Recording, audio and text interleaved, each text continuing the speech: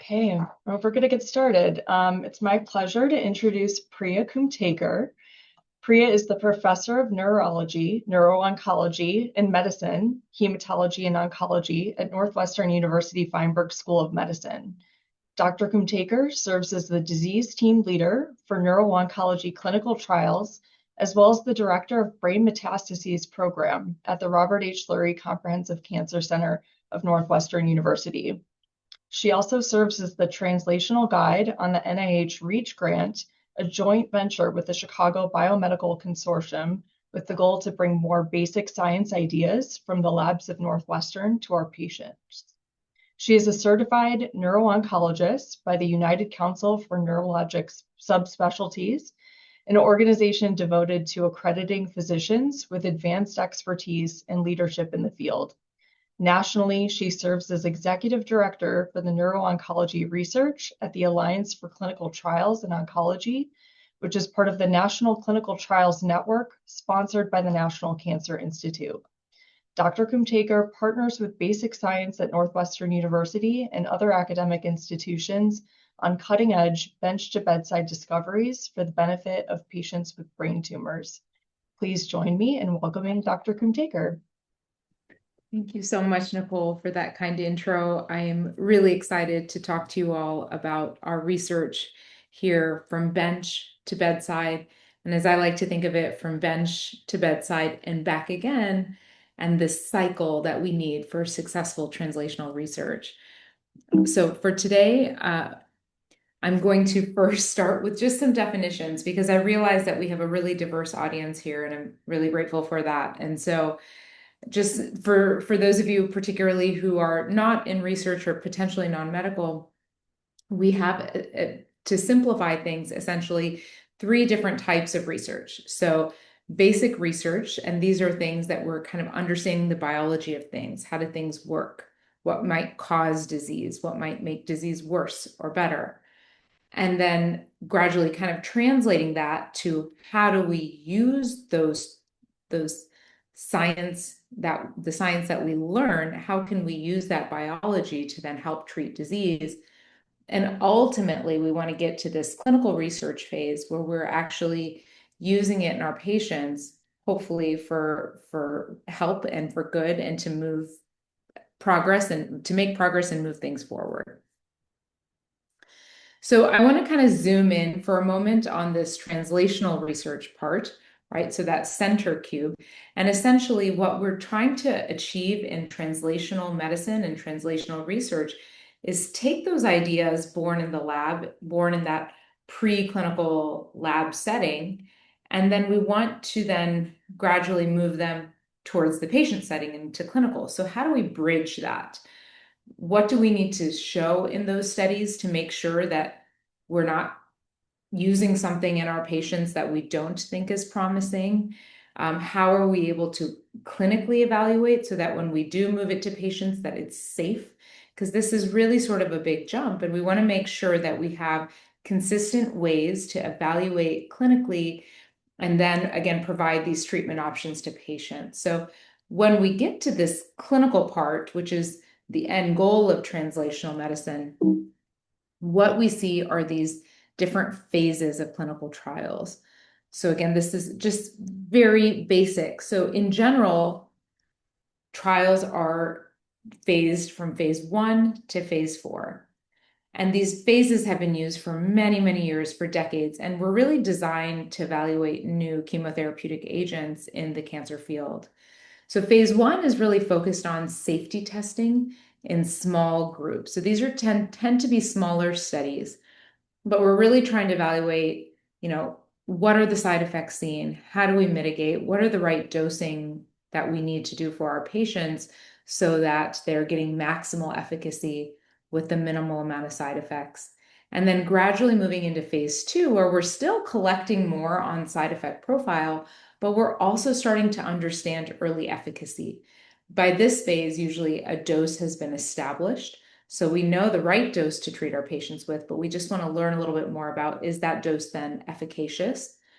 And then usually phase 3 is the confirmatory, larger, what we call pivotal study, For many cases, this is what leads to registrational approval. So approval by the FDA or EMA or whatever regulatory body. And then often phase 4 is referred to as kind of post-market testing. So additional long-term monitoring, be it safety, be it efficacy. But just generally, these are the studies, with phase 3 studies typically being the largest. And that's typically the phase that's randomized, or where you might see things like placebo.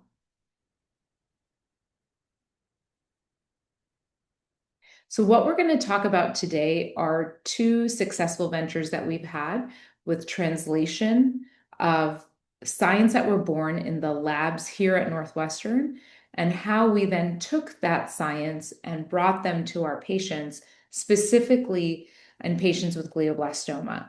So because, we didn't have time today to talk about all of our translational science efforts, I focused on 2 studies that I've run in glioblastoma, so that we can kind of give you some background first on glioblastoma itself, very briefly, just a couple slides.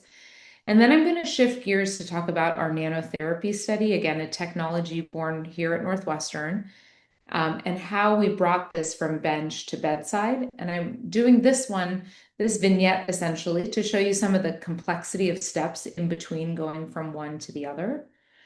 And then after that one, the second example I'll show you is our ongoing study with mycophenolate mofetil, or MMF, which might sound familiar to some of you. It's an old drug. The brand name is Cellcept. It's off patent, it's generic, and we've really had to repurpose it. So I'm going to tell you a different story there about repurposing drugs, and also about how we go from bench to bedside, and it's not a one-way street. We often need to go back to the bench, learn more, that then goes back to the bedside, ultimately to help our patients. So what you should take from today is I want you to understand kind of how ideas blossom from the lab and what we need to then move them forward to clinical trials for our patients, and ultimately therapies that help our patients.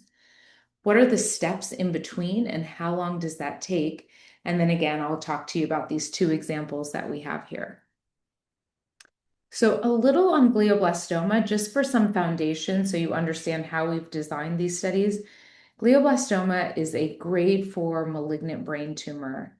It's in fact the most common malignant brain tumor that we see in adults. And patients often present with either generalized or localized symptoms. So the generalized symptoms tend to be symptoms that are often from higher pressure in the brain. So things like headaches, nausea, vomiting, we might see seizures, or even personality changes, or local symptoms. And I think of these as more stroke-like symptoms that we might see because the same anatomy in the brain is being impacted. So things like weakness, sensory changes, gait, walking changes, vision, language deficits. All of these things can be seen depending on which part of the brain is involved. And how we treat these patients is, first off, both for relief of symptoms as well as to establish the diagnosis, we take out as much as possible. So this is maximal safe surgical resection. And that safety is, across all surgeries, right? We worry about bleeding and infection, et cetera. But there's some special considerations in the brain because not all parts of the brain are sort of equal geography. Some parts of the brain we call eloquent cortex. And what that means as a medical term is eloquent cortex are parts of the brain that have high function attached to them. So for example, there are parts of the brain where we can take out, orange or grapefruit sized lesions without leaving a patient impaired. And other parts of the brain, for example, the speech center or the brainstem or certain parts of the cerebellum, where even small lesions removed can cause a lot of deficits. So we have very skilled neurosurgeons who walk our patients through this and make decisions accordingly. With that same tissue, we establish a diagnosis, and then the plan, once glioblastoma is confirmed, is patients go on to receive chemotherapy and radiation and a treatment called tumor treating fields. And then honestly, just unfortunately, we don't have a cure for glioblastoma. And so despite these measures, survival still remains relatively low, although we really have moved the bar over the past 20 years a tiny bit. There's a lot of reasons why glioblastoma is difficult to treat. I've highlighted just a handful of them here. The first one I suspect many of you have heard of. It's the blood-brain barrier, or BBB. So this is a physical barrier here, and this is a picture of it here. And essentially, the blood-brain barrier is there for very good reasons. I might be biased, but your brain is the most important organ in your body. It's what, without it, we can't breathe, walk, talk, any of the things, right? So the brain kind of evolutionarily has created this blood-brain barrier to protect us from toxins that might enter our body. And these are toxins that might accidentally enter our body, or in the case of chemotherapeutics, it protects us from toxins that we're purposely putting in our body. So we really want to make sure that what the therapies we give can traverse or cross that blood-brain barrier so that we can have impact in the location we need. We also see heterogeneity. So we see a lot of differences in tumors, and this is inter-tumoral and intra and inter. So what I mean by that is within a tumor itself, in a single patient, there's a lot of different abnormalities in one part of the tumor compared to another. And then we see intertumoral heterogeneity, meaning we have 10 patients with glioblastoma. They all might have very different molecular profiling and different heterogeneity, of course, that then means that what I treat my first patient with, my 6th, 7th, 8th, 9th patient, might not respond to the same thing. And then there's, of course, this immune microenvironment. Glioblastoma is considered to be a cold tumor. And by that, it means that there's not a lot of immune cells or immune infiltration. And so in this era of immunotherapy in cancer that's really taken off, it's really kind of more targeted at this stage with a lot of the not cold tumors. So those are things like melanoma, lung cancer, etc. We're still looking to figure out how to best leverage the immune system and immunotherapy in glioblastoma so that these therapies become more effective, we hope. So, all of these challenges and difficulty with moving the bar on survival is not without effort. Glioblastoma is an incidence of probably about 12,000-ish a year in the US. And we really have a lot of recruiting studies actually in this. And, here institutionally, we're one of the leaders nationally in glioblastoma clinical trials, both first line and at recurrence. And again, really lucky to work around a lot of smart Northwestern researchers to help move the field forward. If you compare that to something like invasive breast cancer, there's far less per patients who are diagnosed a year. So per incidence, there's far less. So we really are putting in all the efforts in glioblastoma, and hopefully we'll see this progress to changes in outcome very soon. So this is certainly a challenge, but of course we know challenge means opportunity. So how do we bring promising new compounds to our patients? There's a lot of science we need to think of. So when we're thinking about the biology of these tumors, and when we're thinking about learning the science and then translating that science to clinical trials, there are a lot of questions we need to ask ourselves. And I'm going to outline them for you here because, it's more than just, hey, we use this drug in a petri dish with glioblastoma cells and it killed those cells. Well, that doesn't really capitulate what we see in the clinic. So for number one, has an appropriate target been selected? Has this target been validated? So has this been shown to be consistently present, for example? And importantly, does drug reach the therapeutic target? Does it get through the blood-brain barrier? Does it get through the blood-tumor barrier? And there are various ways that we can test this out. Really importantly, these last two bullets kind of say the same thing in different ways, which is, what's the toxicity? Is my patients going to tolerate this? So what is the off-target impact is important. So, if we have a drug that goes to receptors in the brain, but those same receptors are, say, in the liver or the lungs. Are we going to get side effects in those organ systems? How is it going to impact the toxicity? And ultimately, how's it going to impact the quality of life of our patients? So these are all things that we're not only thinking about, but we're making sure that they're in place and that they've been tested before we move to a clinical trial. And we really want to make sure in that translational space that we're paying heed to this, that we're really paying attention. So we definitely checked these boxes when we were testing a homegrown compound, leveraging nanotherapeutics in glioblastoma. So I'm going to walk you through a tiny bit of this story. I don't want to get too granular about the science, but suffice to say, this was a target that checked all of those boxes, and that's why we move forward. So before we get into this, I'll just do one quick basic science slide on what is a nanotherapeutic. So as the name says, these are very, very tiny therapeutic particles, and they are so small that they're able to pass through the blood-brain barrier because only small molecules can do this. When they get through the blood-brain barrier into tumor cells, they can go into tumor cells and, in this case, regulated genes. So they can actually change the expression of genes and proteins of cells. So in this case, this compound inhibited something called BCL2L12, which is essentially a gene that helps a tumor be immortal. So if we inhibit it, then we kind of cause that cell to ideally go through something called apoptosis, which is basically programmed cell death. So we want it to be more of a suicide than an immortal for these tumor cells. So what our nanotherapeutic was called a spherical nucleic acid. So you see it here. I think it looks like a koosh ball from the 80s that I used to play with, but these are essentially, you have a core. In this case, our core was made of gold, which is why you see it depicted here in this color on the right. But you have a core, and then you have on the outside of it, these curlicues that you're seeing is basically genetic material. So they're really short sequences of DNA that can be jammed all around so that enough of it goes through, and it's a small molecule again that can go through to the tumor cell.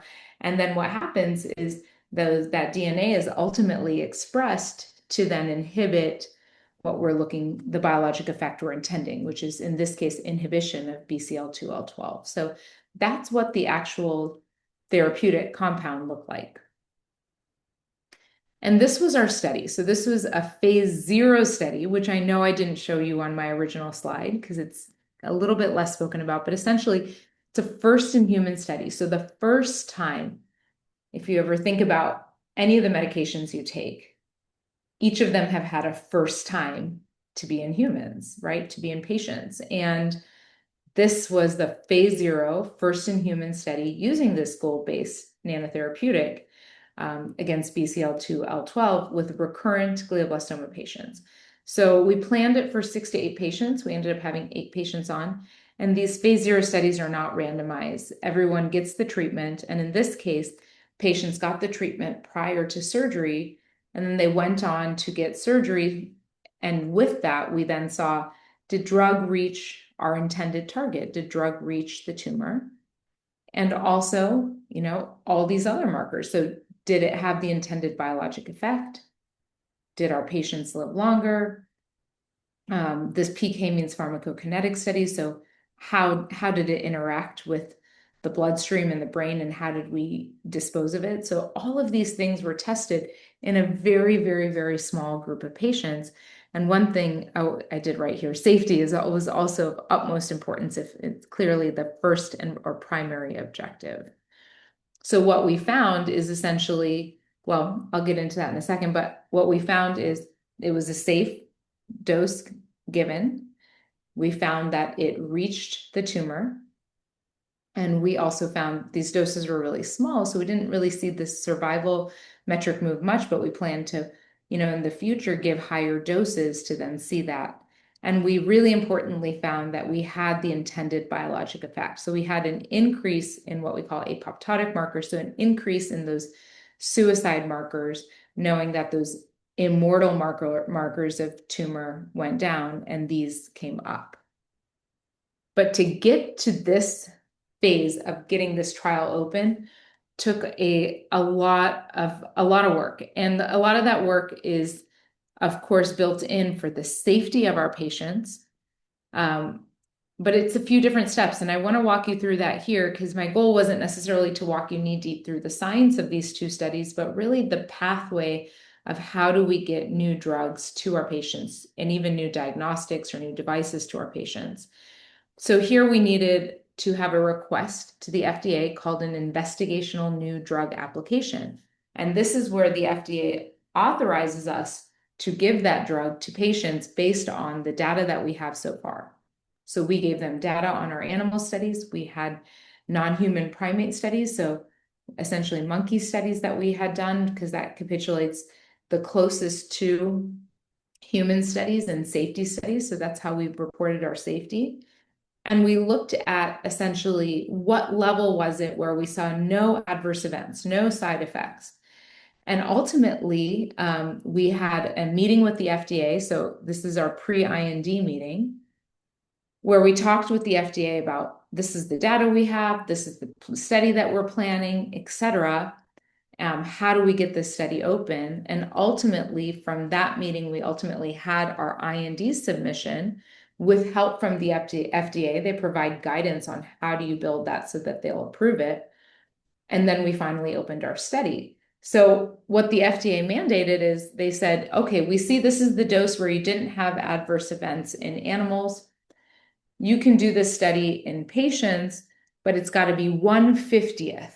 So 2% of the dose that you saw no adverse events. So we have to really start, my point in telling you this is we have to start really conservatively for patients and that this thing takes time. So this timeline that I have drawn for you here from the pre-IND meeting to the actual IND submission, I joke that in that time frame, I had 2 kids, right? It was like a 3-year time frame. So it's really, it takes time and there's a lot of data appropriately that the agency wants to see to make sure they say, okay, this is safe enough for you to try on your patients now.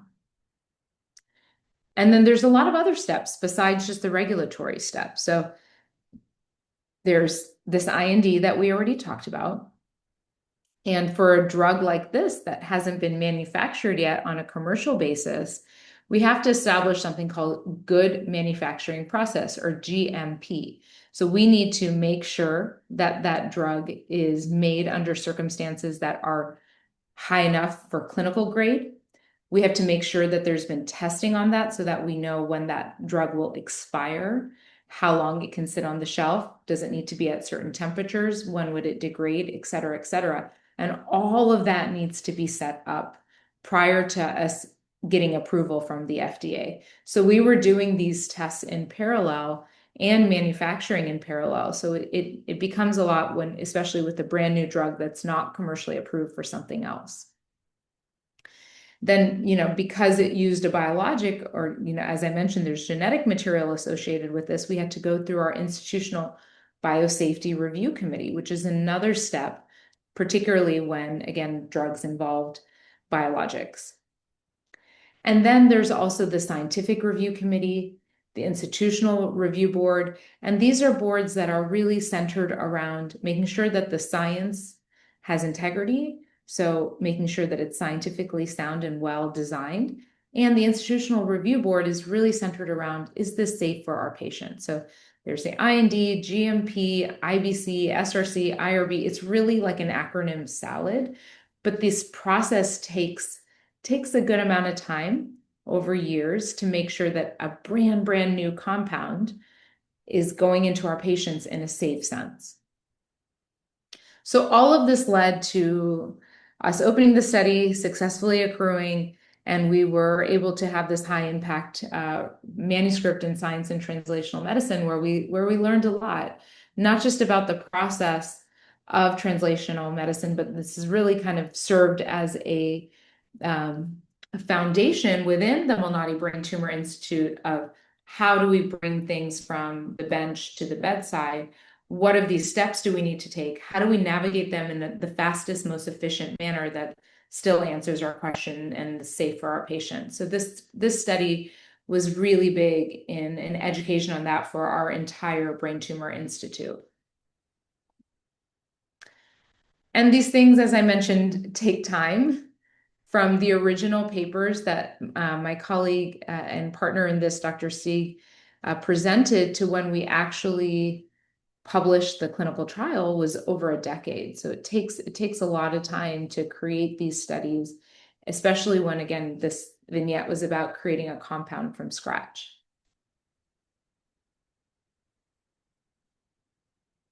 So I'm going to move on to our second story of translational success, from going again bench to bedside, just as the first compound showed.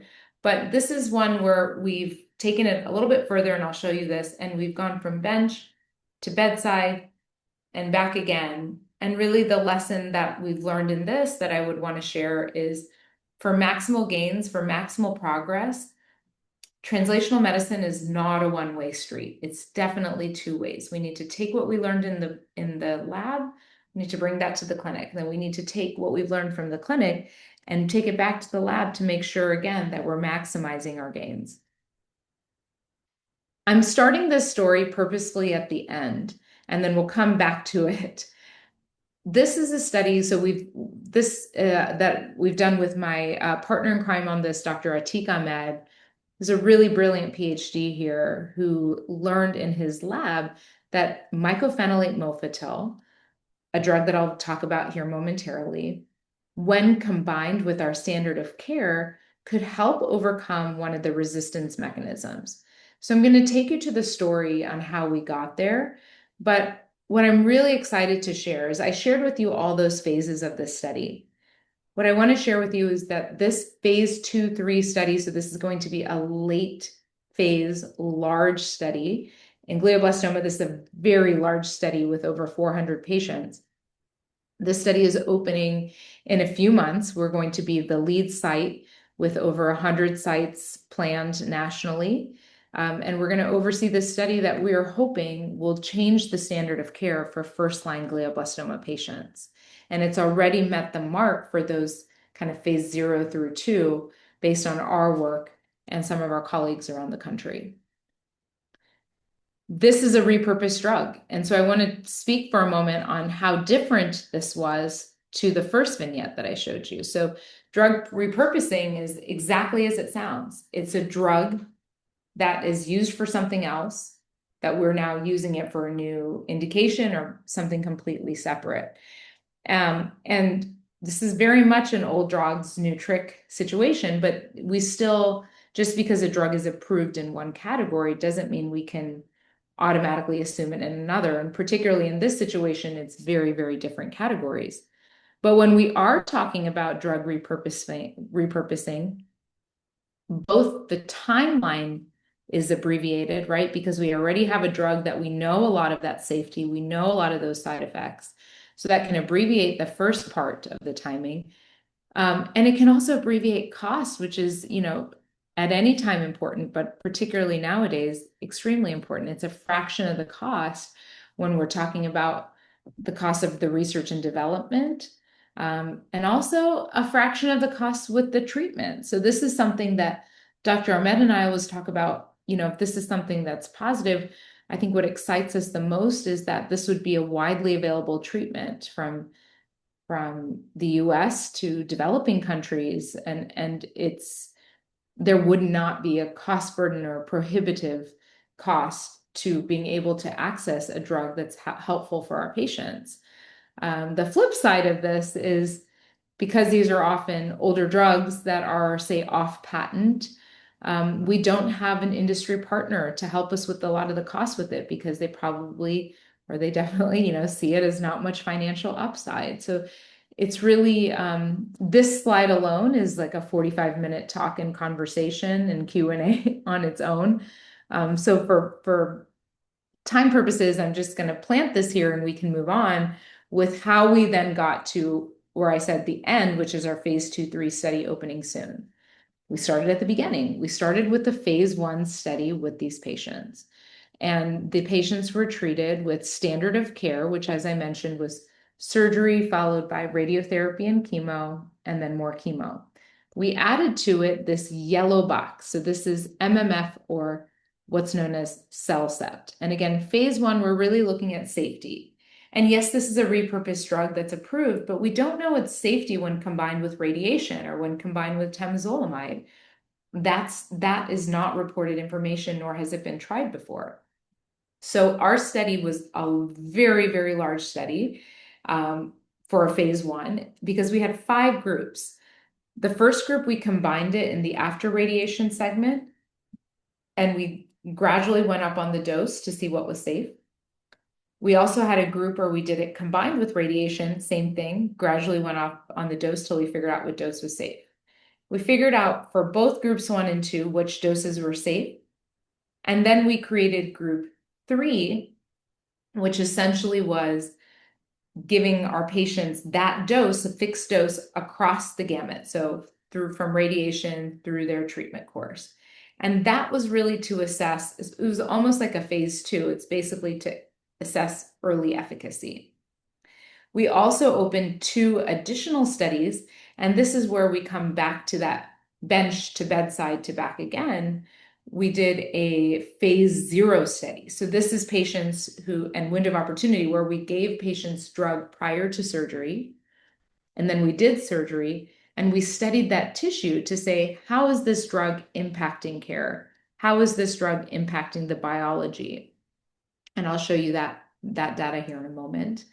And then we also opened a recurrent disease cohort where we combined it with temozolomide just to see, are these patients that can also benefit?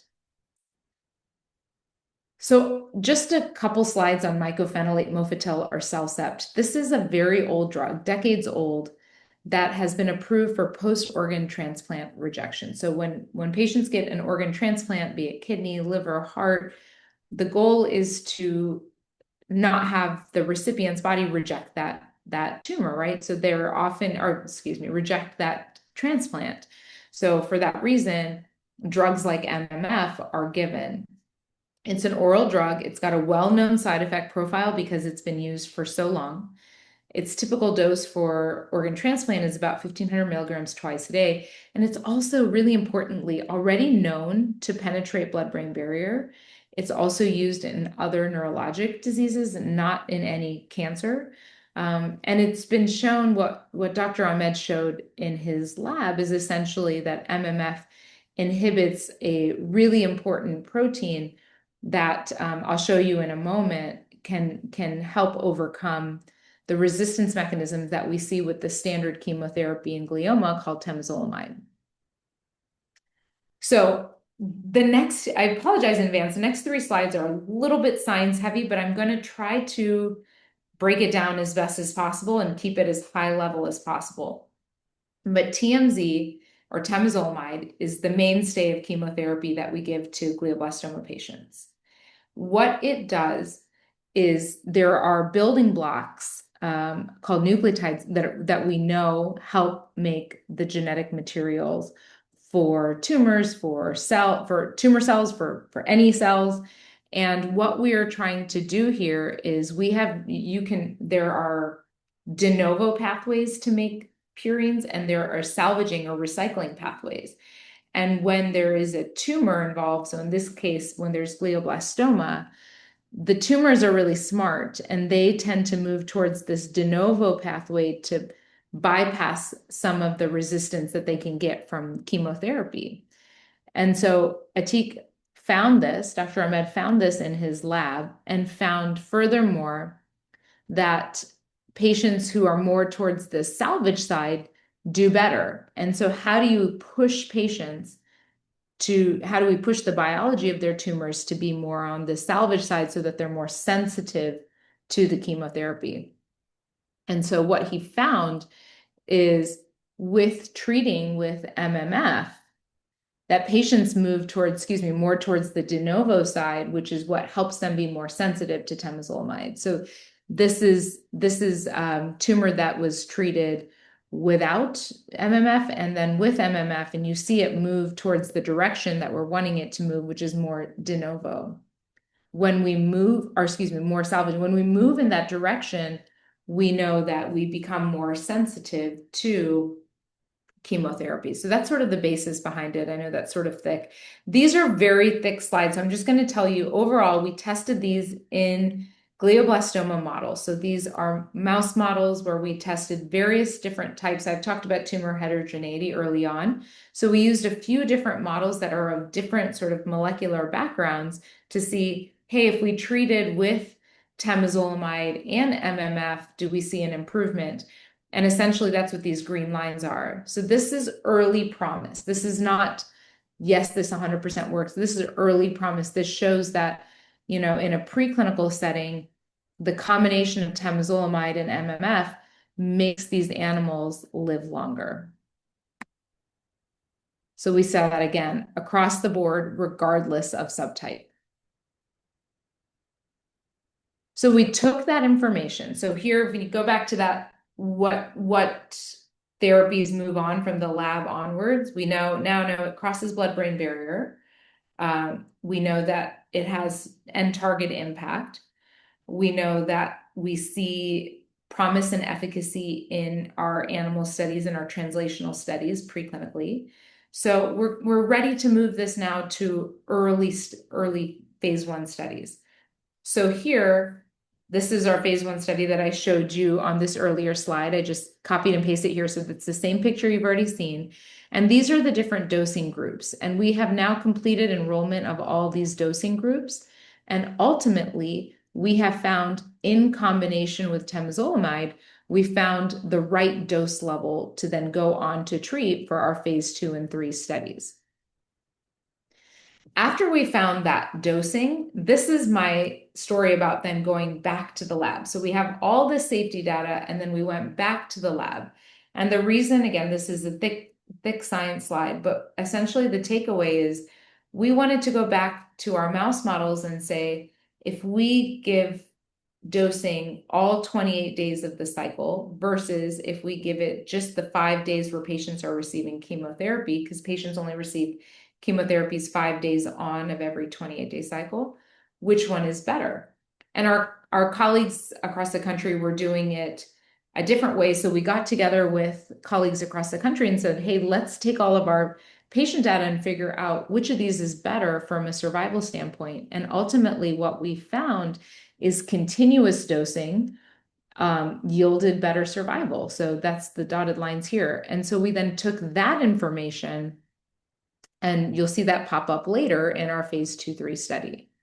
We also, though we knew that there was CNS impact and CNS penetration just based on other studies, there was really no drug bioavailability study, meaning there was no study that actually measured that. So we did that. So we took patients who were going to go into surgery.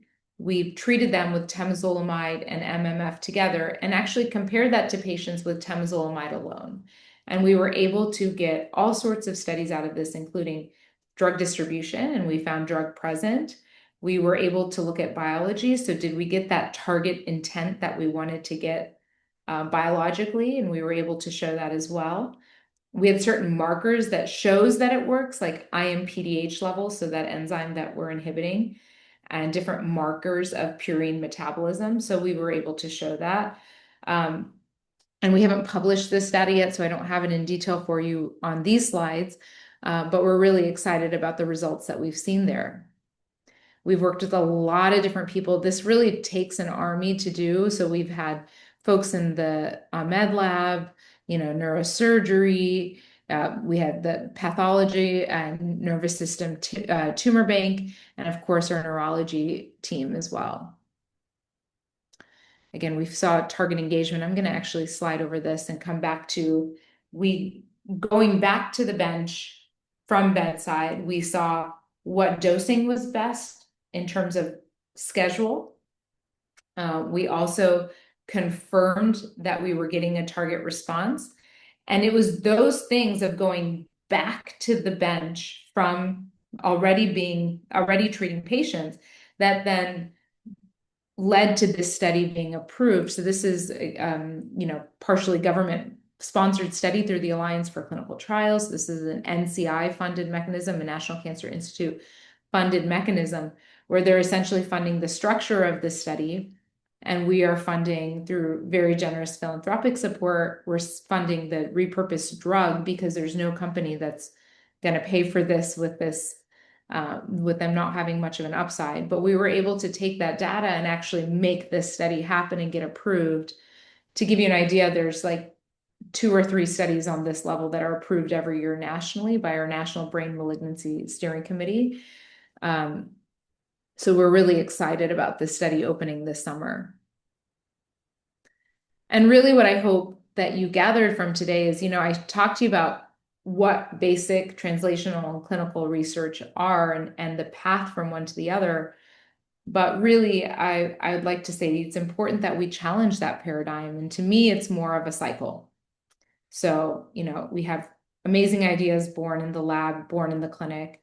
We translate them to the clinic.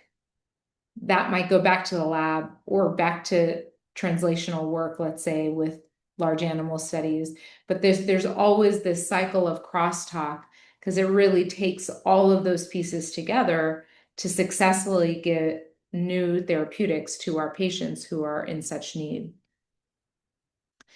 This takes time. And this is just an estimation. I just want to tell you, because we talked about a lot of this today, from early science, drug discovery, basic science to, clinical testing through approval. And it takes years.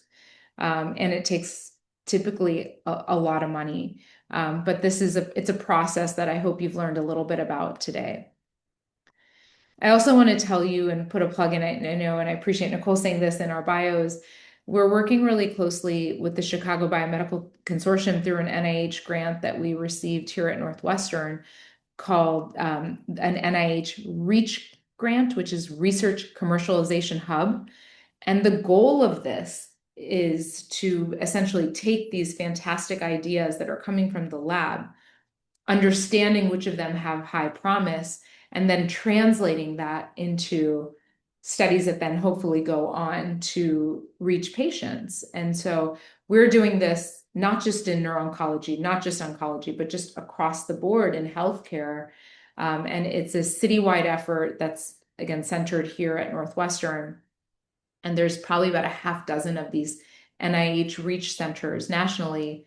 And it's really rooted in the fact that here in Chicago, we have such a plethora of wonderful science happening in the labs. And we just want to see our patients benefit from this. And this is the mechanism that you can check out that we're really excited that we think are going to help patients hopefully long term.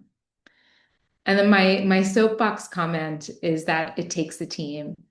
I actually gave this slide to my fifth grader, my son's classroom, because I know, and there's probably a lot of boxes that I'm missing here, but it really is exciting to see us work in teams. I think, tearing down these silos and working with the basic scientists, working with the translational scientists, physicians, clinical trial teams, FDA, patient advocacy groups, philanthropic groups, and really with our patients at the center.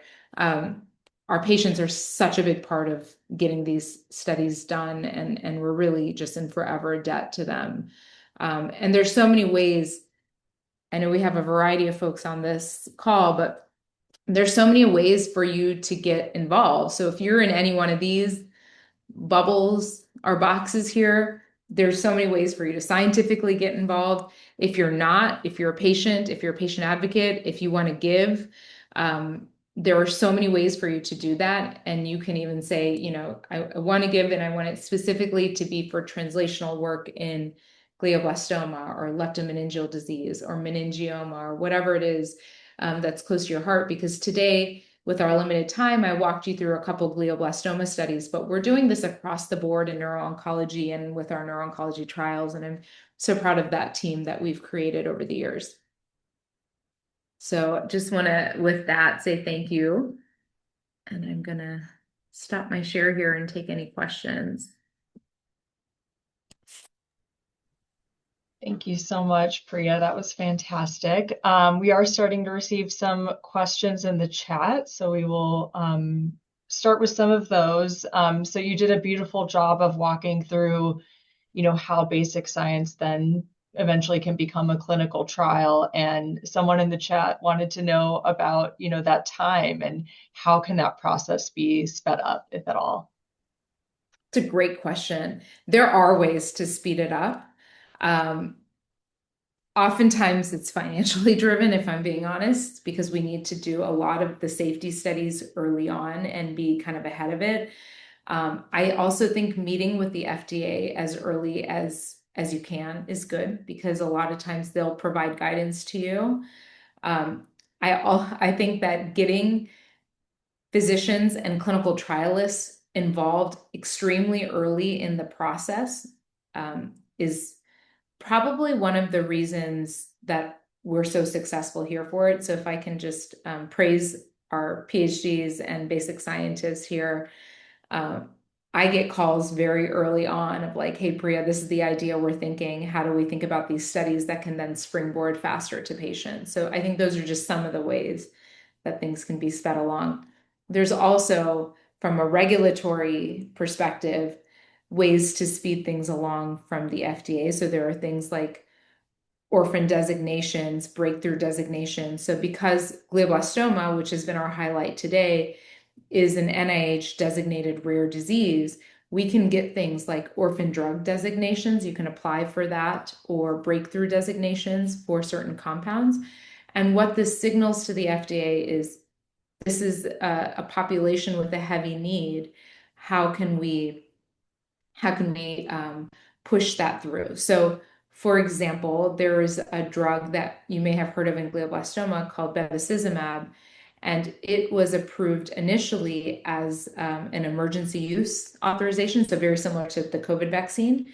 And it was like that for about a decade before it got full approval. So it got approval based on a phase 2 study, which is not usual, but we can get that acceleration from the FDA because they are able to recognize, okay, this disease doesn't have a lot. Let's help them out and it's safe. Most importantly, we see some early promise in patients, and so let's approve this with the contingency that you go back and do a bigger study. So there's ways to speed on from different angles. Great, thank you. We have another question for you about nanotherapy. So, where is the genetic material in nanotherapy obtained? And how do you know that nanotherapy does or doesn't go to normal brain cells? Who manufactures the nanotherapy? So nanotherapy as a whole is a really big category. It's kind of like saying pain meds, right? So the manufacturers of them are very variable, right? So there's hundreds of different manufacturers. And then also when we were looking for a manufacturer, there's a few different places that we called up and do. And there's also possible that the same company can use more than one manufacturer, and often they do because that helps hedge in case something happens with one. So that's the manufacturer. The key for the manufacturing comment is they all need to be GMP manufacturing, so good manufacturing process. And so that's kind of number one. And then what is the genetic material? So where does that come from? So that's made in the lab. And the core of it is gold. So that kind of goes to your question of how do we know that it gets to the blood-brain barrier? We purposely use gold as the center core of that so that when we did the trial and gave it to patients preoperatively, before surgery, and we took that tumor out, we were then able to use a scientific process to see are those gold particles present.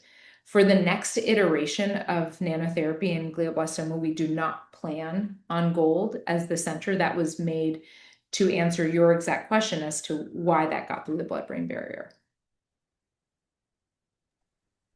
Thank you. Another question about the nanotherapy trial. What happens now with the nanoparticle trial? Is it progressing to phase 1? That's the hope. I will say right now I don't have a protocol written or plan for that because of actually drug availability and manufacturing and cost related. So the short answer is unfortunately no right now. Right now, we're also working on different iterations in the lab. So when I say we, that's not as much me. That's my colleagues like Dr. Stieg and Dr. Merkin, who are just absolute superstars in the field, and that's their expertise. But right now, there's not a planned phase one. If individuals are interested in supporting your research, what are some ways they can go about doing that? So many ways. One, you are welcome to contact me directly. You're welcome. Nicole has me on speed dial, so anything, Nicole, I'm going to volunteer you as well. And the team. I mean, there's so many ways. I think it depends on what bucket. So if you want to, let's say, help financially or philanthropically, you can contact any one of us. If you want to help with advocacy, there are ways to do that as well. You can also contact us. If you're a patient, you can come see us. Or if you're the loved one, our clinics are always open. We get people in within a day. If you want to discuss some of these trials or possibilities for your loved one. But yeah, there's so many ways. I think they all kind of come down to feel free to reach out to us. We're very aware that it takes a team, so we never turn down a teammate. Great. Another person wanted to know, with such a cyclical development and testing process, how do you decide when to stop iterating on a drug or treatment? Yeah, what a great question. I think the short answer is when it works, when we see it work in our patients, right? And even then, if you have a scientific reason to iterate again, that's when those phase fours might come into place, where we are doing post-market. But in terms of the goals of each phase, we stop iterating when that goal is met. So, for example, for phase one, we stop iterating when we know the safety and the appropriate dose for phase two. For phase two, we stop iterating when we see that there's early efficacy.